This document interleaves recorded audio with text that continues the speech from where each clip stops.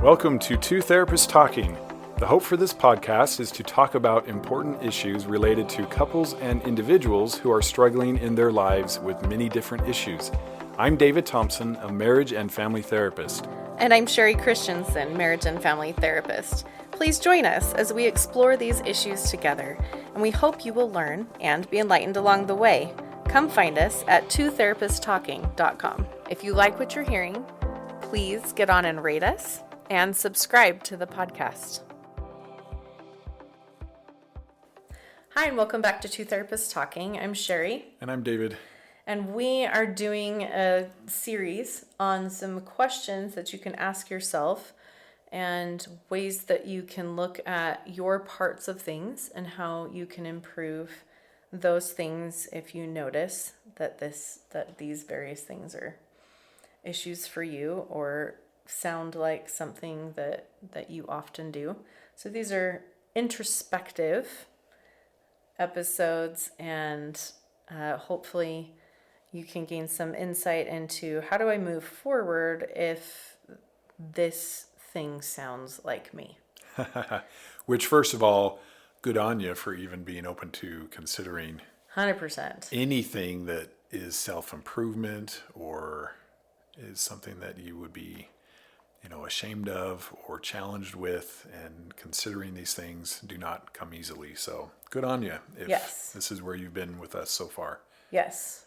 So last episode was our first one as we're going through this, and we talked about what do you do if you feel like you can't be wrong. And this episode, we're going to talk about the difference between direct hurt and indirect hurt and why that matters. Yeah, which you probably have not really considered before. Just hearing that, direct hurt versus indirect hurt. Right. Some of you might have the first impression, well, it doesn't matter. Yes.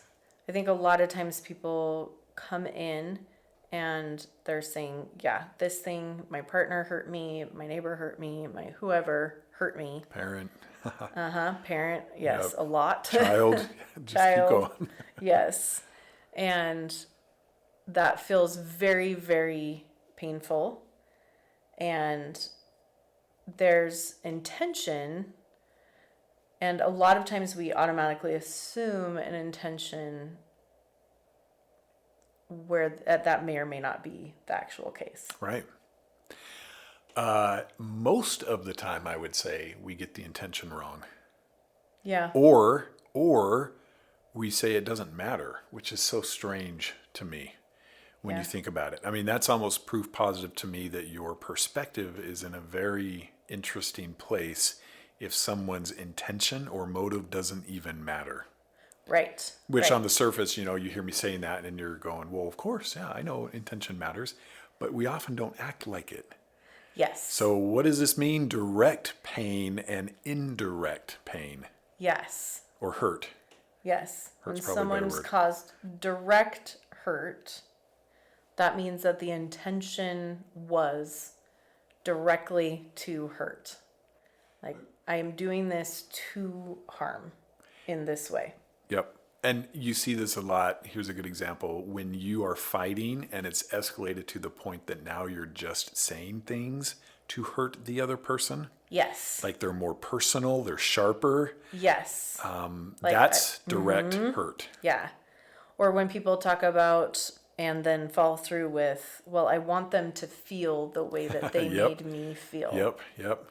Which again makes sense, but you got to stop and think like I am trying to hurt this person. Yes. Yeah. I don't think probably anybody has gone through a space where they haven't thought or felt something along those lines at some point. Yep. And that's what direct hurt is. Indirect hurt is doing something that then causes hurt for someone else. Mm-hmm. Right? But it's not a direct cause. Right. Like, for example, overeating or something like that, right? They're not overeating for the intent to make their appearance way worse and have so that you will feel less attracted to them or have a harder time connecting physically with them or whatever. Right. And maybe that's an example that a lot of people get upset about. But that's honestly sometimes what people will think. Like, oh, you're doing that. You don't care, Yes. for example.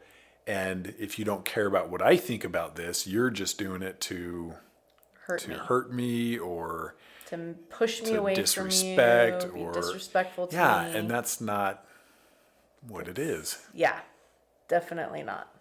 Right?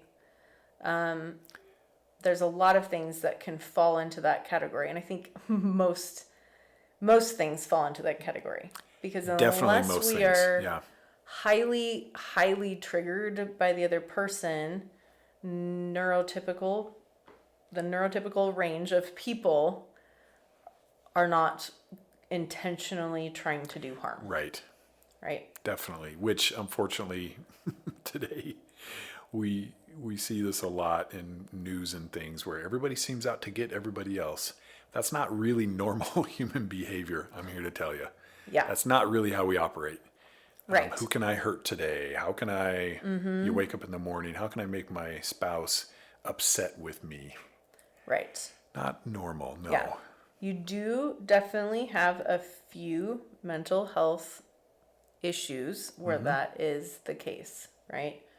Antisocial personality disorder, narcissistic personality disorder, borderline personality disorder will do that as well, right? But for the majority of people, we're just going around trying to do the best we can and then getting messes on everywhere, right? Yep.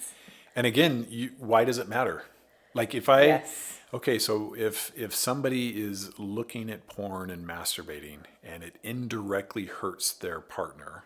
Right. And because it does. Explain why that's an indirect hurt instead of a direct hurt. Okay, so by our definition, right, a direct hurt would be I'm doing this in order to hurt you, cause and effect. Yeah. But that's not the case. In fact, in all my years of working with people struggling with this, I don't think I've ever heard someone say, I was so mad at her or him, I went and did this. I have, but it's not very common. Yeah, I mean, there's lots of things to do. Usually it's like, this is only going to make everything worse. Yes. But, I guess if you're there's, I think, a space upset enough. Yeah, I think there's a space where people will be so upset about what happened, like a fight or something that's happened. Right. That they are using that as an escape to not feel so distressed about it. But it's even that. But that's also indirect. Right. If I'm just so overwhelmed and stressed that I need this to escape, that's not to hurt you. Yeah. That's to ease my pain. Right. Yes. But that's still an indirect hurt. Yep. But there are very few times that looking at porn or masturbating or whatever within a committed, healthy relationship is a direct hurt. Right. Which, again, how does this help us? Right.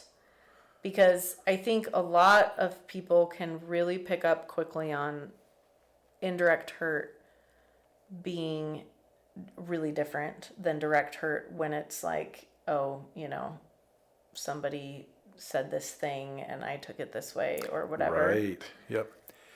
I think that's the key. But it can be a lot harder when we're talking about something that deep. Yeah. And with sexuality being that kind of deepest level of intimate connection between two people, right? Something that is only something you're doing with your partner as opposed to anybody else. It can then feel a lot more painful. Mm-hmm. And so when we get in those pain points, like we talked about last episode, when we hit those really hard, right, then it can feel harder to separate whether or not this was a direct, for sure, or indirect hurt. And your response or reaction will make a big difference in how the relationship moves from that point or the conversation. And so wise to slow down and ask yourself, okay, what is this exactly? What do I believe it is? Were they trying to hurt me, or were they doing something else? Were they coping? Were they foolish? Were they not thinking? Were they whatever else? But if that's what I believe it is, I will respond a lot more than I react, because Right. I don't need to be as defensive if it's not directly towards me. Right. Right. And if you're unsure, or that protective part of you is like really wants to believe it was a direct hurt, it's always totally acceptable, and I would say preferable, to just ask. Like, I can tell that a part of me feels like you were trying to hurt me directly, Yeah, right? that would be a good question. Again, if you're using that parts work, it helps that conversation, because it's not like all of me is so pissed at you or whatever, like you are doing this and I know you are, right? It's like, if you're acting from that part, then that part might say that, Yeah. right? But if you're Yep. acting from self, you're saying, oh, okay, I can feel that a part of me really thinks you did this on purpose, or really feels like you're doing this intentionally to hurt me. Right. And I want to check on that story that part is telling. Is that what's going on for you? Yep. And it empowers you. I hope you realize this. This isn't like we're giving them a free pass. This is Right. this is you learning about you and how you approach things, and it empowers you to just have more options, because if you're going to be defensive at a direct hurt, you don't have very many options. Yes. It's like fight or flight, or freeze or fawn. But really, are you going to fight, or are you going to leave? If it's indirect, you've got a lot more choices now. Yeah. You can ask them what's happening. You can seek understanding. You can Yes. ask them how they feel. I mean, you have so many options, and in my experience, you'll be glad you took those other options versus this big defensive fight. And then you get lost in, what are we even doing fighting? Where did this begin? What is this all about? And now, you're out of the bed and all the things. So There's a lot to be said for any time that you can stay in self instead of acting from that defensive part. You're always going to be, yourself is your best self. So anytime that you're acting from that space, you're going to handle it much differently and better. yeah, And so as you're having those conversations, it doesn't mean, again, like David said, doesn't mean that's a free pass for the Right. other person. It doesn't even mean that there's not going to be consequences. right. Yep, Right? But that will look different. yep, Right? Just like if we talk about, legally speaking, right? Murder is different than manslaughter, right? The intent is different. yep, I was intending to kill you versus it happened because of I was drunk because I was sad about my breakup and blah, blah, blah. And I was under the influence and hit you and killed you, right? There is still absolutely consequence, right? Because of the severity of the situation. But it's different. but Now, it's different. yeah. And with whatever is happening in that indirect versus direct, whatever that hurt was, so it may not be looking at porn or something like that. It might be something totally different. So there may be a space where the indirectness of it actually does reduce it down to a conversation and apology and working through and talking about it. And there isn't necessarily some massive consequence that's attached to that, right? Yep. But we're just saying it doesn't mean that there isn't one. Right. It just allows you to be more curious and connected and caring and seeking for understanding when you can act from yourself. Right. And which one is going to have a greater impact? Yeah. And it's going to be better for you being your best self and for the relationship. And we all know this even just from parenting, when we've been able to get curious instead of angry at the behavior and like we're taking it personally, and we discover, oh, guess what? They didn't have a good day at school.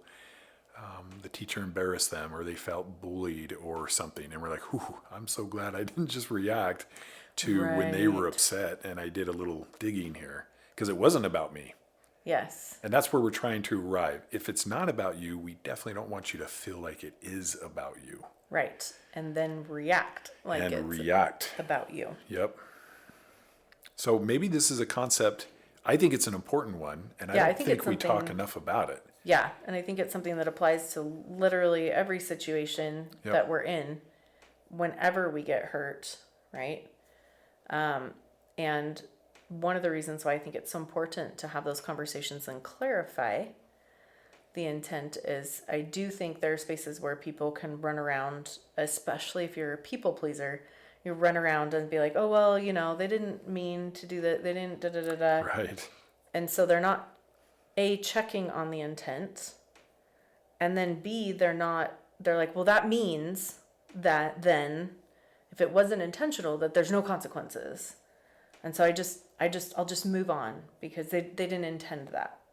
Right. And so it's important to like look at both sides of that and recognize, hey, we want to be in that balanced, healthy middle space where we're respecting ourselves and the other person and having those conversations and connecting about it.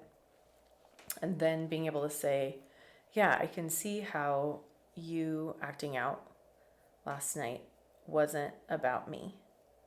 And also, it felt really painful and disconnecting that you were looking at these things and doing these things as opposed to saving that as a connecting space for the two of us. And it may surprise you how it opens up conversation where they don't feel emotionally safe to either share or be real because there's been so much personalizing, internalizing, and it's kind of like they don't feel like they can share it without reactivity and defensiveness in a fight. So it leads to good things. Yes. All around. Yeah. If we can pull it off, which I say that because I don't always pull it off, especially like with my kids. Yes. So, but none of us are perfect with it. No. But as we lean more into that space, then it opens so much more connectivity. And, even if we still have a consequence around it, like I'm feeling more disconnected from you and I need a little bit of a break to kind of think through things, or I need to go on a walk tonight or whatever that is, right? Or it may be that through talking that through and connecting about it, there is resolution, whether that's with your kid or your spouse or whatever is going on. Yeah. So you see how this is all part of the theme we've been speaking on for a while now. And I hope that one of the tools now you have is to pause and reflect and say, hey, before, if I can, before I try to craft a reaction or response or what do I do about it, let's look at what happened and why. And ask yourself, hey, is this a direct about me thing to intentionally make me feel a certain way, or was this something else? Are they dealing with something? Are they seeking some sort of relief? Just what is it? And hopefully this is one more tool in your tool belt that helps you to respond and not react, which we could talk a lot about that too. That space in between reaction and response is your power, and we don't want you to give it away or give it up. Yes. Yep. So we're excited to keep bringing up questions, bringing up ways that we can look at ourselves and see, oh, how can I shift this or that a little bit to be my best self and show up in ways that are going to be the most connecting and deepen relationship and resolve conflict. Yep. Join us next time. See you then. Thank you for listening to Two Therapists Talking. We look forward to sharing more conversations with you. Connect with us at twotherapisttalking.com or email podcast@twotherapisttalking.com. If you like what you're hearing, please get on and rate us and subscribe to the podcast.